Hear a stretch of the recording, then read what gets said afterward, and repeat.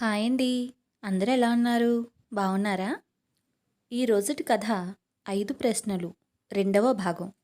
మరునాడు ధీరసింహుడు వెళ్ళగానే అతనిని కూర్చోబెట్టి సులోచన తన రెండవ ప్రశ్న చెప్పనారంభించింది. ఇక్కడికి పడమటి దిక్కున 10 యోజనాల దూరంలో ఒక నది ప్రవహిస్తూ ఉన్నది. అది ఎల్లప్పుడూ రక్తం వలె ఎర్రగా ఉంటుంది. అది ఎక్కడ పుట్టిందో, ఎర్రగా ఎందుకు ఉన్నదో ఆ వివరాలన్నీ కావాలి అని అనేవరకు ధీరసింహుడు మళ్ళీ గడువు తీసుకుని ఉత్సాహంతో బయలుదేరాడు. అతను చాలా దూరం నడిచి వెళ్ళగా రక్తనది కనిపించింది. ఆ నదిని చూసి అతనికి ఆశ్చర్యం వేసింది. నది గట్టునే ఎంతో దూరం నడవగా నడవగా ఒక భయంకరమైన అరణ్యం తగిలింది. అనేక భయోత్పాతాలు గడిచి ధీరసింహుడు ఎలా అయితేనేం అరణ్యం చివరకు చేరుకున్నాడు. అక్కడ ఒక పర్వతం పైనుంచి రక్తనది ప్రవహించడం గమనించి మెల్లగా ఆ కొండ ఎక్కాడు. కొండ శిఖరం చేరుకునే వరకు ఒక విచిత్రమైన దృశ్యం కంటపడింది. ఒక పెద్ద కొలను, ఆ కొలను మధ్యని ఒక చెట్టు, ఆ చెట్టు కొమ్మలకు ఒక 100 స్త్రీ శిరస్సులు వేలాడుతూ ఉన్నాయి. అతను అమితాశ్చర్యంతో అక్కడనే కూర్చుని అటూ ఇటూ చూస్తూ ఉండగా ఆ శిరస్సులు ధీరసింహుని చూసి పకపక నవ్వసాగాయి. ఇంతలో చీకటి పడింది. కాని వెంటనే మాయా వెలుతురు ఆ ప్రదేశమంతటా నిండి పట్టపగలు వలనే ఉన్నది. చెట్టు కొమ్మల నుంచి వేలాడుతూ ఉన్న శిరస్సులన్నీ ఒక్కొక్కటిగా కొలనులోకి జారినై. చిటిక సేపటిలో ఆ శిరస్సులెన్ని ఉన్నాయో సరిగా అంతమంది స్త్రీలు కొలను గట్టుమీదికి వచ్చారు. అంతమందిలోనూ ఒక ఆమె మాత్రం చుక్కలలో చంద్రుని మల్లె అపురూప సౌందర్యముతో ప్రకాశిస్తూ ఉన్నది. కొంచెం సేపట్లో కొలువు తీర్చి కూర్చుని ఉన్న ఆ స్త్రీలకు పరిచారికలు పంచభక్ష పరమాన్నములు పట్టుకువచ్చి వడ్డించారు. ఆ స్త్రీలు ధీరసింహుణ్ణి తమ బంతికి పిలువగా అతను వెళ్ళాడు. అందరూ కలిసి ముచ్చటలు చెప్పుకుంటూ సరదాగా భోజనాలు చేశారు. తరువాత వారు ధీరసింహుని చుట్టూ మూగి తెల్ల ఆరిందాకా నృత్య గీతాదులతో అతన్ని పరవశుని చేశారు. తెల్లవారేసరికల్లా ఆ కన్యలందరూ మళ్లీ శిరస్సులుగా మారి ఎప్పటివలే చెట్టు కొమ్మలను వేలాడసాగారు. ఇంతగా తనను ఆదరించిన ఆ కన్యలు చెప్పకపోతారా అనే నమ్మకంతో ఈ రక్తనది ఏమిటి, శిరస్సులేమిటి అని అతడు వారిని ప్రశ్నించాడు. కాని వారు ఎన్నిసార్లు అడిగినా ఇదంతా మాయ అని మాత్రం చెప్పి ఊరుకునేవారు. చీకటి పడగానే ఆ శిరస్సులు కన్యలుగా మారటం, ధీరసింహునికి విందు చేసి అతన్ని నృత్యగీతాదులతో తన్మయుణ్ణిగా చేయటం, తెల్లవారేసరికి కన్యలు మళ్ళీ శిరస్సులుగా మారిపోయి చెట్టుకొమ్మలను వేలాడటం ఇలానే ప్రతిరోజు జరుగుతూ ఉన్నది. కానీ ధీరసింహుడు ఎంత ప్రాధేయపడినా వారు రహస్యం మాత్రం వెల్లడి చేయలేదు. దీక్షాపరుడైన ధీరసింహుడు ఈ రహస్యం ఎలా తెలుసుకోగలమా అని తీవ్రంగా ఆలోచించుకుంటూ రాత్రి పగలు అనేక కొండలు దాటిపోతూ ఉండగా ఒక కొండ గుహలో తపస్సులో ఉన్న ఋషీశ్వరుడు కనిపించాడు. తాను వచ్చిన పని ఈ మహానుభావుని వల్ల నెరవేరి తీరుతుందని ధీరసింహునికి మనస్సులో తట్టింది. 3 రాత్రులు 3 పగళ్ళు అతను అలానే కదలక కూర్చుండే వరకు 4వ రోజున ఋషి కళ్ళు తెరచి ధీరసింహుని పలకరించాడు. ధీరసింహుడు తన వృత్తాంతం అంతా చెప్పేసరికి ఋషి అతనితో, ఓయి ధీరసింహ, నీకు కనబడిన స్త్రీలలో అందరికంటే అందమైన కన్య కమలాకరుడనే ఒక ఇంద్రజాలికుని కూతురు. యుక్త వయస్సులో ఆమె తనకు పెళ్లి కావాలని కోరింది. కానీ తండ్రికి ఇష్టం లేక ఆమె పైన కోపించి ఈ మాయనంతటినీ సృష్టించి చెలికత్తెలతో సహా కూతురును బంధించి వేశాడు. ఈ మాయను ఎవరైనా భేదించి కమలాకరుణ్ణి చంపగలిగితే వాళ్లకు ముక్తి ఉన్నది, లేకపోతే వారి గతి అంతే అని చెప్పాడు. ఇది విని ధీరసింహుడు, మునీశ్వర, తమ దయ ఉంటే నేను ఇంద్రజాలికుణ్ణి చంపివేసి ఆ స్త్రీలకు ముక్తి మార్గం చూపిస్తాను అనే వరకు ఋషి, అబ్బాయి, ఇందుకు నీవు తగిన వాడవని నాకు ముందే తెలుసు. నేను చెప్పబోయే మంత్రాన్ని జపించినంతకాలము నీ మీద ఏ మాయలు పనిచేయవు. నీకు విజయం అవుతుంది, వెళ్ళు అంటూ ఒక రహస్య మంత్రం ఉపదేశించాడు. మునీశ్వరునికి భక్తితో నమస్కరించి ధీరసింహుడు రక్తనది ప్రవహించే పర్వతం వైపు పోసాగాడు. కమలాకరుడు సృష్టించిన ఆ పర్వతము మాయాపర్వతమే. దానిమీది చెట్లు మున్నూట 60 రోజులు పచ్చగానే ఉంటాయి. పూల చెట్లు ఏటికేడాది పూస్తూనే ఉంటాయి. ధీరసింహుడు కొండ మీదకు పోయేసరికల్లా మాయాపులులు మాయాసింహాలు గోండ్రు పెడుతూ వచ్చి అతని పైన బడి మింగబోయినాయి.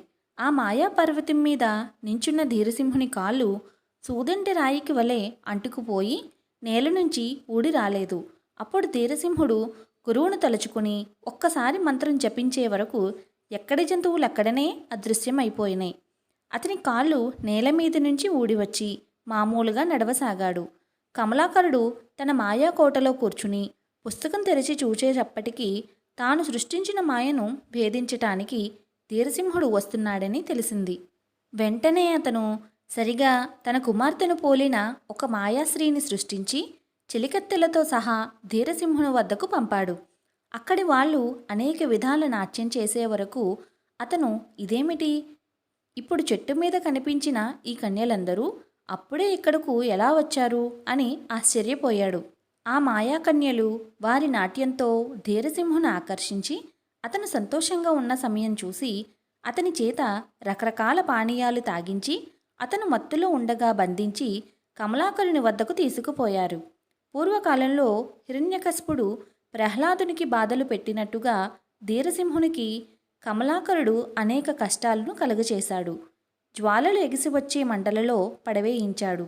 ఎత్తైన పర్వతం మీద నుంచి కిందికి దొర్లించాడు. ధీరసింహుడు గురువును తలుచుకుని మంత్రం జపించటం వల్ల మంటలలో పడవేసినా ఒళ్ళు కాలలేదు. కొండ మీద నుంచి దొర్లించినా కొంచెం కూడా దెబ్బ తగలనే లేదు. చేసేది లేక కమలాకరుడు అతనిని బందీఖానాలో పెట్టి ఉంచాడు. బుద్ధిశాలి అయిన ధీరసింహుడు సుధాకరుడనే కాపలావాన్ని వశపరుచుకుని, ఓయి అబ్బాయి, నన్ను చెర విడిపించినావంటే కమలాకరుని సంహరించి నిన్ను అతని రాజ్యానికి పట్టం కడతాను అనే వరకు ధీరసింహుని ప్రజ్ఞ ఇదివరకే తెలుసుకుని ఉన్న సుధాకరుడు అతనిని ఖైదు నుంచి తప్పించి వేశాడు. తెల్లవారేసరికి ధీరసింహుడు జైలులో నుంచి తప్పిపోయిన వార్త ఊరంతా వ్యాపించి కమలాకరుని చెవిని పడింది. వెంటనే ఆయన పుస్తకం తెరచి చూసి ముందు జరగబోయేదంతా తెలుసుకుని ధీరసింహుని పట్టి తీసుకురమ్మని ఆజ్ఞాపించాడు. ఈ సంగతి తెలిసి సుధాకరుడు తక్షణమే పోయి ధీరసింహుని శరణుజొచ్చాడు. ధీరసింహుడు అతనితో నీకు వచ్చిన భయం లేదు అని ధైర్యం చెప్పి కమలాకరుని నివాసమును గురించిన రహస్యాలు అడిగే వరకు అతను ఇలా చెప్పాడు. కమలాకరుడు క్రూరుడు, నాస్తికుడు, అసాధ్యుడు. అతను ఉండటానికి ఈ మాయాకోట మాత్రమే గాక ఈశ్వరుని జయించడానికి 30,000 అడుగుల ఎత్తున ఒక మాయా ఆకాశం నిర్మించి అందులో సూర్యచంద్రుల్ని నవగ్రహాలను సృష్టించాడు.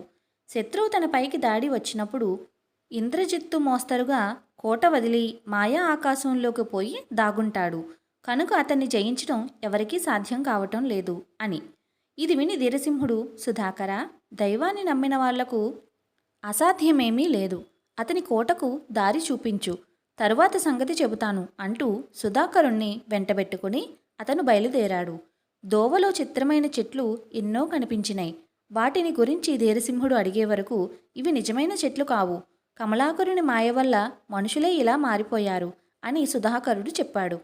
గురువును తలుచుకుని ధీరసింహుడు ఒక్కసారి మంత్రం జపించగానే ఆ చెట్లన్నీ మళ్ళీ మనుష్యులుగా మారిపోయి ధీరసింహుని వెంట బయలుదేరారు. ధీరసింహుడు తన మీదికి వస్తున్నాడని తెలుసుకుని కమలాకరుడు యుద్ధం చేయటానికి సిద్ధపడి అప్పటికప్పుడే కొత్త కొత్త మాయలు ప్రారంభించాడు. అతని మాయలకు భూమి కంపించసాగింది. కటిక చీకటి అలుముకొన్నది. అందుచేత ధీరసింహుని వెంటనున్న పరివారమంతా భయపడి కేకలు పెట్టారు. ధీరసింహుడు గురువును తలుచుకుని మంత్రం జపించే వరకు చీకటి విచ్చిపోయి మళ్ళీ వెలుగు వచ్చేసింది. భూమి కంపించటం మానివేసింది. కోపం కొద్దీ కమలాకరుడు ఆగ్నేయాస్త్రం వేసి ఎగసి వచ్చే మంటలను పంపించాడు. ధీరసింహుడు వారుణాస్త్రం ప్రయోగించి వర్షం కురిపించి ఆ మంటలను ఒక్క క్షణంలో చల్లార్చాడు. అప్పుడు కమలాకరుడు ఒక పెద్ద మాయాపర్వతాన్ని ధీరసింహుని మీదకు వదిలాడు. అది తనను తాకక ముందే ధీరసింహుడు తీవ్రంగా జపించే వరకు మంత్రమహిమ వల్ల ఆ పర్వతం వెంటనే తిరిగిపోయి కమలాకరుణ్ణి సేననే హతమార్చింది. కమలాకరుడు మాత్రం కాస్తంతలో చావు తప్పి బతికినాడు. చివరకు కసికొద్దీ కమలాకరుడు మాయా సర్పాలను వదిలిపెట్టాడు. ధీరసింహుడు గురువును తలుచుకొని గాఢమైన గారుడాస్త్రం ప్రయోగించే వరకు ఆ మాయా సర్పాలన్నీ ఎదురు తిరిగి కమలాకరుని సైన్యాన్నే కాటువేయచొచ్చినాయి. ఇక ధైర్యం చాలక కమలాకరుడు తన మంత్రశక్తి వల్ల అదృశ్యం అయిపోయాడు. ఇది చూసి మిగిలి ఉన్న సైన్యమంతా ధీరసింహుని పక్షం చేరిపోయింది. కమలాకరుడు తన మాయా ఆకాశంలో దాగి ఉంటాడని గ్రహించి ధీరసింహుడు దీక్షతో జపించే వరకు ఆ ప్రభావం వల్ల మాయా ఆకాశం పెలపెలామంటూ విరిగి ఒక్కసారిగా కూలిపోయింది. కమలాకరుడు కొద్దో గొప్పో మిగిలిన అతని సైన్యం దాని కింద పడి చచ్చారు. ధీరసింహుడు అనుచరులతో పాటు ఆనందంగా కోటలో ప్రవేశించే వరకు అక్కడ ఎన్నో దివ్యమైన బంగారపు మేడలు, అందమైన పూల తోటలు కనపడినాయి. పోతే అక్కడ ఉండే బజారులో దొరకని వస్తువంటూ లేదు. అదేం చిత్రమో గాని ఆ వస్తువులు అమ్మడానికి మనుషులెవరూ కనిపించరు. ధీరసింహుని అనుచరులకు ఆకలి దహించుకుపోవటం చేత కంటికి నిండుగా కనపడిన మిఠాయి దుకాణం మీదికి వారు ఎగబడ్డారు. కానీ కొంచెం సేపటికే వాళ్ళందరూ గిరగిరా ఒళ్ళు తిరిగి కింద పడిపోయారు. వీరి స్థితి చూసి ధీరసింహుడు, ఓహో, ఈ మిఠాయి తిన్నందువల్లనే వీరు పడిపోయి ఉండాలి. ఇది బహుశా మాయా మిఠాయి కాబోలు అని తలచి దగ్గరనే ఉన్న ఒక కొలనులోకి నీళ్లు తెచ్చి మంత్రించి ఆ మంత్రజలం వారిపైన చెల్లే వరకు అందరకు తెలివి వచ్చింది. కలకాసి లేచినట్టుగా అందరూ గభీమని లేచి కూర్చున్నారు. ధీరసింహుడు మంత్రజలం చల్లిన తరువాత ఆ ప్రదేశమంతా పవిత్రమై కమలాకరుని మాయలు మచ్చుకైనా లేకుండా పోయినాయి. ధీరసింహుడు వాగ్దానం ప్రకారం సుధాకరునికి పట్టం కట్టాడు. తరువాత పర్వతం సమీపాన కొలను వద్దకు వెళ్ళి ఆ కన్యల శిరస్సులు వేలాడుతున్న చెట్టు చేరుకొన్నాడు. అక్కడ కూర్చుని కొంతసేపు మంత్రం జపించే వరకు సరోవరము లేదు, వృక్షమూ లేదు. కన్యలు మాత్రం ధీరసింహుని ముందు నిలుచుని ఉన్నారు. అతను కమలాకరుని కూతురితో, అమ్మాయి, నీ తండ్రి చాలా దుర్మార్గుడు. నిన్నే కాకుండా నిరపరాధులైన ఎంతోమందిని అకారణంగా హింసించాడు. కనుక అతన్ని చంపవలసి వచ్చింది. నీ కష్టాలు గట్టెక్కినాయి. నీ ఇష్టం వచ్చిన వారిని వివాహం చేసుకుని సుఖంగా ఉండు అని చెప్పి వారందరినీ కోటకు చేర్చాడు. ఇంద్రజాలికుని కూతురు సుధాకరునే వరించి పెళ్లాడి సుఖంగా ఉన్నది. అప్పటి నుంచి ఆ నదిలోని నీరు నీటికి మళ్ళే స్వచ్ఛంగా ఉంటూ ఉంది. ధీరసింహుడు తనకు మంత్రం ఉపదేశించిన గురువు వద్ద సెలవు తీసుకుని సులోచన ఉండే నగరానికి బయలుదేరాడు. అతను వచ్చినట్టు తెలియగానే సులోచన 2 కుర్చీలు వేయించి ధీరసింహుణ్ణి ఎంతో గౌరవించింది. అతను సావకాశంగా తను చూసి వచ్చిన వృత్తాంతం అంతా చెప్పగా ఆమె సంతోషించి, అవును, ఇప్పుడు ఆ నదిలో నీరు ఎర్రగా కాకుండా నిర్మలంగా ఉన్నట్టు తెలిసింది కూడాను. నీవు చెప్పినవన్నీ యథార్థములే అని ఒప్పుకొని రేపటి రోజున 3వ ప్రశ్న చెబుతాను అని చెప్పి ధీరసింహుణ్ణి సాగనంపింది. వీడియో నచ్చిందండి? నచ్చితే ఒక లైక్ చేసి మరిన్ని మంచి వీడియోల కోసం మా ఛానల్ను సబ్స్క్రైబ్ చేసుకోండి. మీకేమనిపించిందో కామెంట్ సెక్షన్లో చెప్పడం మర్చిపోవద్దు. Thank you for watching.